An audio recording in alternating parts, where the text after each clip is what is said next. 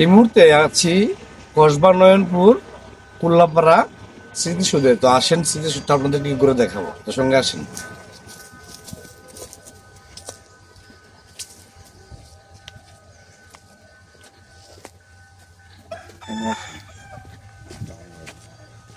তো আপনাদেরকে স্মৃতিসৌধটা আমরা ঘুরে দেখাচ্ছি। দেখেন আসলে নয়নপুর কুল্লাপাড়া এই স্মৃতিসৌধটি দেখে আমার খুব ভালো লাগছে। এই যে কসবা 1971 সালে জুলাই দিয়ে শালদা নদী, এই যে এখানে লেখা আছে সবগুলি। আসলে অনেকগুলা অযত্নের কারণে মুছেও গেছে।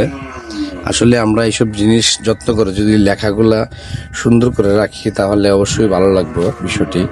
আর 1971 সালে যে ঘটনাগুলো হয়েছে সেইগুলা এখানে তুলে ধরা হয়েছে। তো সেইগুলো আসলে অনেকগুলাই মুছে গেছে।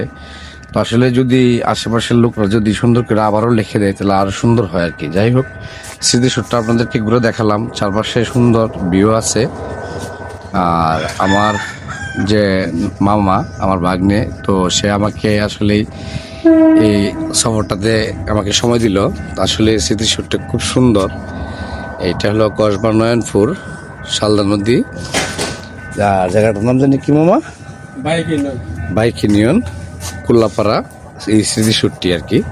তো যাই হোক, যে যেখান থেকে ভিডিওটা দেখছেন অবশ্যই একটু কমেন্ট করে জানাবেন কেমন হলো ভিডিওগুলো। আর পাশে থাকবেন সবসময়, এমন ভিডিও সবসময় পাবেন। বিভিন্ন জায়গাতে আপনাদেরকে নিয়ে যাবো, বিভিন্ন ব্লগের মাধ্যমে তুলে ধরবো। তো ভালো থাকবেন, সুস্থ থাকবেন, আমার জন্য দোয়া করবেন। আর বিশেষ করে আমাকে একটু সাপোর্ট করবেন। যে যেখান থেকে ভিডিওগুলো দেখছেন অবশ্যই একটু সাপোর্ট করবেন। দেখেন আমরা যে জায়গাতে আসছিলাম। তো সবাই ভালো থাকবেন। আবারও